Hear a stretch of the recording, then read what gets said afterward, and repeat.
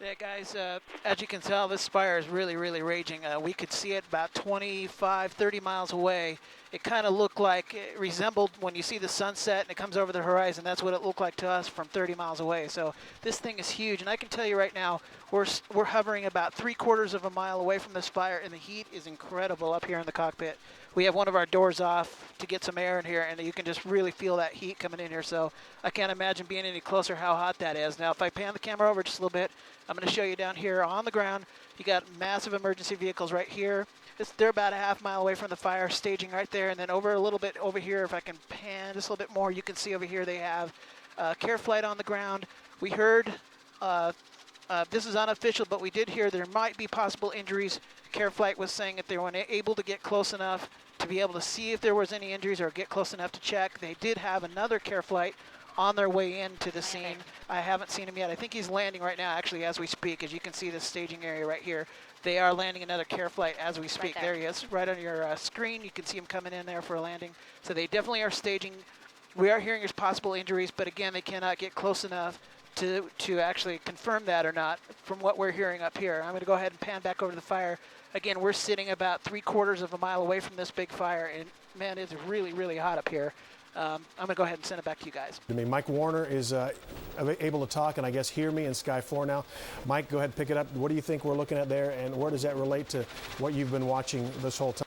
Well, I agree that definitely looks like a transmission line of some sort. The black smoke that you were talking about earlier, when I was showing the black smoke, we kind of lost our signal a little bit, but let me go back over there. And I apologize for the camera movements here, but I have to kind of adjust the iris quite a bit because of the brightness of that fire. But as I go back over here and you see that black smoke, over there, that looks to me like the platform area. There are at least 2 or 3 tractors that are on fire, or tractors or front loaders, backhoes, that type of thing, that are on fire. That's what's causing that black smoke over there. Since you guys have been on, since we have been on the air, have you been talking? We've seen 3 helicopters, at least 2 helicopters leave. We've heard they're transporting to a local area hospital. Haven't heard anything about conditions of victims or anything like that. We saw another care flight helicopter come in and land. In fact, I can give you this shot right over here. I believe a care flight's coming in right now, landing over there. It's about a mile away where they're staging or having this staging area. So he's coming in. Haven't heard about the number of victims. Haven't heard about anything about missing people, at least from up here in the air. So as you can see, that care flight's coming in. Another thing that's going on that we haven't really talked about too much is it's causing a little bit of a brush fire. I'll go ahead and go down here. On all sides of this fire, there has been quite a bit of a little brush fire raging, and we've seen a couple of trucks try to drive through and try to put this brush fire out. There is some 2-3 foot tall brush in the area.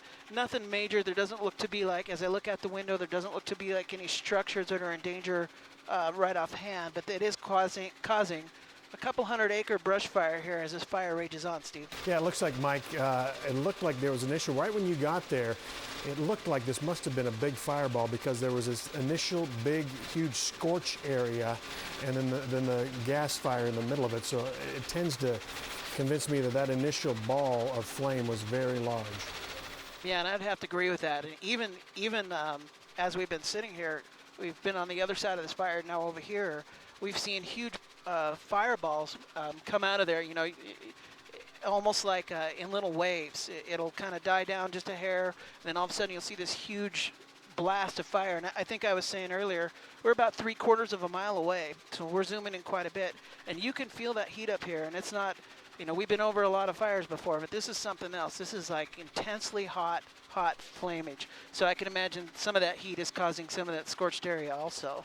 Mike, what are we looking at here? Is this some distance away?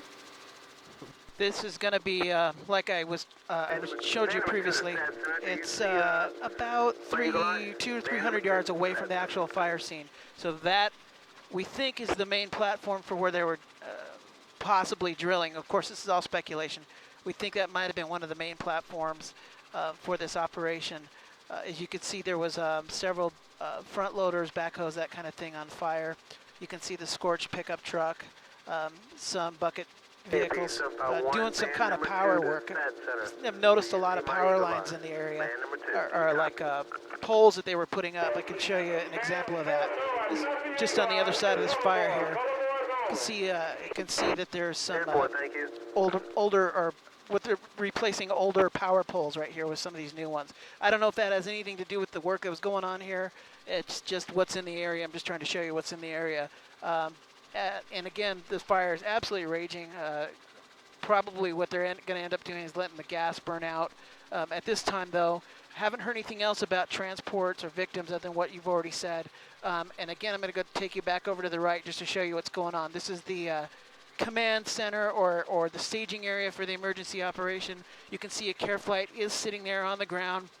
He's not spooled up. In other words, he's not running his engine, so they're either waiting to see if there's any more transports needed or whatever they're doing down there. There is a care flight on the ground, but again, we've seen 2 care flight helicopters and an evac helicopter. We were told that they're possibly going to Parkland Hospital back there in Dallas.